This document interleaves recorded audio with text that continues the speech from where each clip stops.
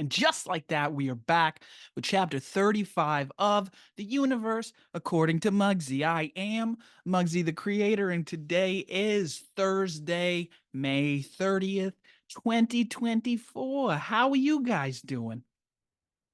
It is downpouring here in Danvers, Massachusetts, and an interesting day it is.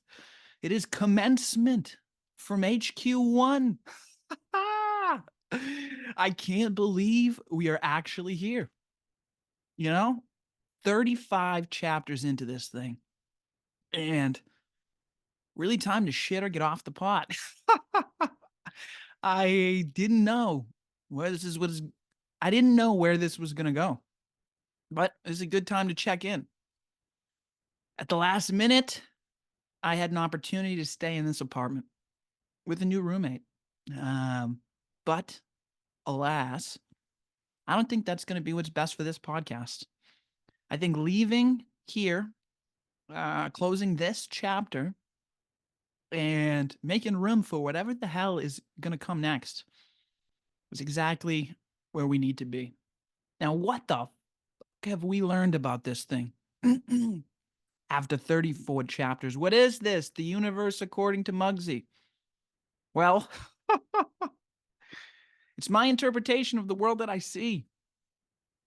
It is my understanding based on at least 20 years of financial study, combined with my observations, that it seems like nobody else around me is able to put together for themselves. Now, I don't know if this is fucking interesting. I don't know if it's gonna be the most interesting podcast in the fucking world. But I know we started with 0 followers on Twitter, and now we're up to 160 something. 163. I know that the interaction we're having with people on the internet is certainly making some waves. I got kids in high school, college asking me questions, trying to understand some of the happenings in the world around them. So in some ways, we are making significant progress. It's only a matter of time before one of them actually fucking clicks the link and listens to this goddamn podcast. They start investigating other things in their life and start thinking about the world differently. What else have we talked about? You know, current events, culture, and consciousness. That kind of gives us a wide breadth to have discussions and go in any direction that we please. But it seems like no matter what we talk about, we're able to tie it into all three. That's for a fucking reason, people. That's for a reason. So at the beginning of this 2024, we talked politically about where we were going to be. It's almost June, right? It's almost June 1st. And what has happened? Seemingly a whole lot of nothing. We told you exactly what was going to happen when Nikki Haley was going to drop out. We told you exactly when DeSantis was going to drop out. We discussed all of the cases against Donald Trump and how there's not really a hell of a lot there. That does not mean they are not going to throw him in jail, but that's pretty much what we're waiting for at this point. Joe Biden has not collectively put together any other brain cells or found a way to complete sentences in any other form or fashion. His son is still a crackhead. His daughter has still accused him of being a pedophile, you know, and he is still running for president of the Democratic Party. RFK Jr. has kind of hung around for longer than I anticipated, and he seems to have been a flip-flopper. Came out hot, saying a lot of things that the populist movement, which is just the most people in the United States, wanted to hear. Still seemingly has the best policy in the Ukraine, but all of a sudden, when the Israel-Palestine conflict kicked off, it's kind of like he stopped thinking. RFK Jr. Now he asked a few publicly popular candidates to be his vice president for running mate vice presidential running mate, all of whom I could have told you beforehand would say no. Why? Because Aaron Rodgers would rather throw touchdown passes or be in a dark room than be the vice bitch running the country. Dave Smith would rather tell jokes on stage. So who did RFK Jr. come up with? Technocrat, guy that started Google's ex-wife. Now he's got the money to back him, and he has Google in his back pocket. So in case they try and take him out like they did his father or his uncle, Google will now be president of the United States, and it will be an official technocracy. You don't have to worry anymore about democracies. It will be a fucking technocracy. That's all we're waiting on. What's happened with the economy? Hyperinflation. We've been in a depression for, I don't know, year and a half. We entered a technical recession, and technically we came out of it. The problem with that is we now technically know that all of our technical data is bullshit, because all of the economic institutions providing them for us have continually reevaluated the data after the fact and revised it downward. So at best, we can hope that we've been in a depression for the last 1.5 to 2 years. All of that same time, the central bank is not doing what it needs to tackle inflation by raising the interest rates, because they believe it would have a detrimental effect on the economy. Well, who gives a fucking shit at this stage of the game, motherfucker? Nobody can afford anything. Now, it doesn't really matter because the Federal Reserve only is half of the monetary policy. It does the Federal Reserve no good to increase the interest rates when Congress won't stop spending money. In one door, out the other. In one ear, out the other. You have one hand working against the other hand. That's why we're seeing no progress economically. And when no progress is seen, who is the victim of that? You're looking at him, motherfucker. The poor people like me and probably you. Because if you got some money, you ain't listening to this shit. Unless you're looking for a little advice on how to make some more. I digress again. Nothing's really changed. We have Massachusetts, and in my state, we have Mayor Wu looking to ship in all of California's policies by not prosecuting crime, which is insanity. But it's how the blue states must go. It's like they're trying to break the country on purpose. She is using the same playbook that was executed in San Francisco and Los Angeles. That was then moved to Chicago, was utilized in New York, and now it is on its way shipping up to Boston. It's so evident. All of the information is right in front of you. And it's just a question of, are you going to open your eyes to it, or are you going to close them? Because that's the current events. And that's what our culture has allowed. Now, culture is an interesting one because we spend a lot of time talking about intergenerational conflict. And a culture, our collective culture, is a representation. It's like the product you get from that intergenerational conflict. We now have seemingly two separate economies, certainly of news, media, and information. You have your old school, traditional, legacy brands and media companies. That would be your CNNs, your MSNBCs, as well as your New York Times, your Boston Globe, your Wall Street Journal. And they are at odds with the people like me and my friends, the Joe Rogans, the Tim Pools, the Pat Bet Davids, the Dave Smiths, the Tucker Carlsons, that are out there diving into the information, assessing it for ourselves, and not allowing the experts to tell us exactly what's going to happen.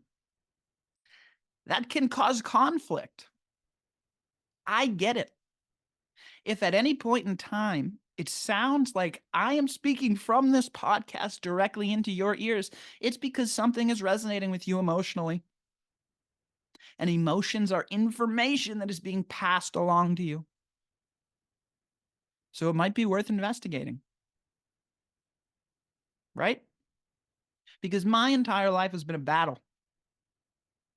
My entire life's been a battle of nobody wanting to listen to me. A culture that did not represent me in any way, shape, or form being thrust upon me at all times. Not only externally from the media and entertainment industry, movies and television, but in my own work experience, listening to bosses and managers that were less intelligent than I, that were directing the ship towards a crash point. It's because it's the only way that they knew how to direct the ship, because they couldn't think outside the box for themselves. Now you can take a look at me on my commencement day from HQ1, and you can say, here's a kid that's failing.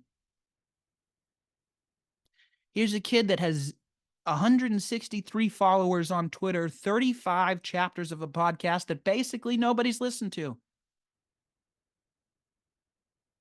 Or you can see somebody who's thinking outside the motherfucking box, finding new ways to reach people. And the only way that I'm going to find those ways is if I force myself to. If I get comfortable getting uncomfortable.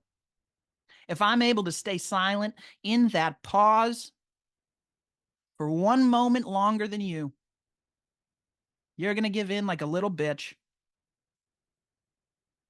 All right? So this is a commencement. This is not an ending. This is a beginning.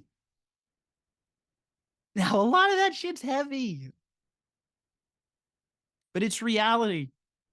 And sometimes I gotta slap you in the face with it. Because you gotta recognize that nobody's gonna do this shit for you. Maybe the best thing for you is to fucking sit at home and think about your goddamn life in silence for a few hours.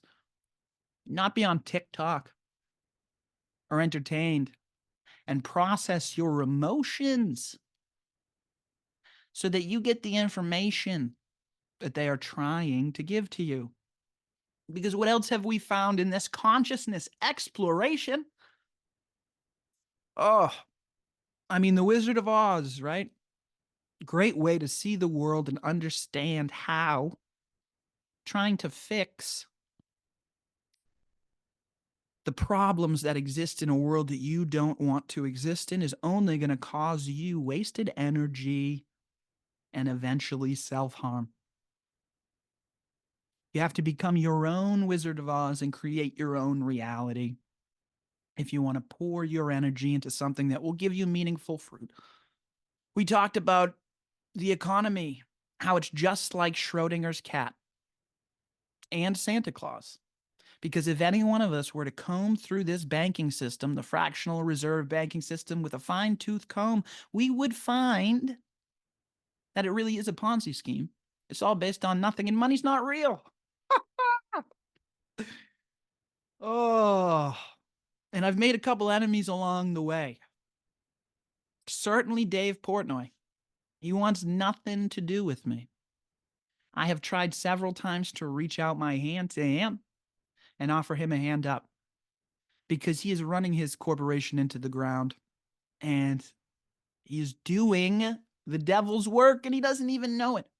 But I know it because I see how unhappy he is behind those fucking eyes. Who else did we try and fucking help? Well, who else would I try and help but my own alma mater, which I don't really respect any of the college level institutions. So I decided to go back to my high school and see if they wanted to volunteer or if fucking anybody wanted to talk about anything. And I was met with resistance that caused my momentum and energy to be redirected elsewhere, elsewhere into the universe. But choose your enemies wisely, is what my friend Pat Bet David has told me. And I have a feeling that Mr. Portnoy and Dr. Ed Hardiman are going to be apologizing to me at some point in the future because they will recognize how could they have not seen the importance of what I was trying to create and what I was trying to do for the people around me. All right, fuck faces. So I'll see you two when I see you. But what else have we found on this journey of consciousness? Well, we found out that I'm not fucking alone, right? Gabby Kovalenko, way back in the beginning of this, and my good friend Rachel Sinclair Scott from New Zealand. We found other people that are trying to awaken the world, and we got even more. In my recent travels, I came across my friend Suzanne on Rumble, and she is doing an unbelievable job herself trying to hop in to the conversation and help people wherever she can with the information that she has. So I figured we would get her on the podcast and we would actually talk to one of these consciousness creators that are out here trying to explain what's happening on a metaphysical level that I am trying to explain utilizing my quantum physics background. And it's exactly what the feminine energy on the other side are trying to describe in an astral, universal, universal way. So we're going to get Suzanne on. Hopefully, we're going to teach her a few technological things that helped me on my journey of the first 35 chapters. And then I ran into another young lady named Carrie. And Carrie's got an unbelievably interesting story that I don't want to talk too much about. I think I'm going to let her kind of take us on the journey that she wants to take us on. But where I'm quite sure we are going to meet is our consciousness journey and how we started following the universe, how we started quitting our jobs and taking, I don't even know what to call it yet, our esoteric knowledge more seriously, having the confidence to talk from a perspective that's different than everybody else. I don't know. I don't know. But I am very happy to say that as we close out this chapter here at HQ1, our commencement, it is only the starting line. And that's what I've realized. This is just the beginning. This is going to be the beginning of something pretty fucking special. And I know that from deep down within my soul. How I know that, I don't. I can't tell you. I don't know. I don't know how I know it to be true. I don't know why I know it. Nobody else does. I shouldn't say nobody else because I'm about to introduce you to a couple people, hopefully this coming June, that get it as well. And when you watch us interact, as well as some of the conversations we're going to have about reality, the business side of things with my boy Zach, and the travel that we're going to have with the Australian dingo from down under, and my boy, the notorious VIG, Viggy Smalls, coming on to talk about India and what it's like being a curry face. And we just got so much. We got so much coming from the temporary HQ1.5, HQ2. I don't know. I guess the only way we'll be able to discern that is in retrospect. But right now, I'm 5 miles fucking deep as it is. I'm starving. So go take care of yourself, people. It has been a pleasure doing the first 35 episodes of this fucking podcast for you, the people that I work for now. All right? And if you have not heard anything from me, then hear this. Take back your consciousness. And I love you. I'm out.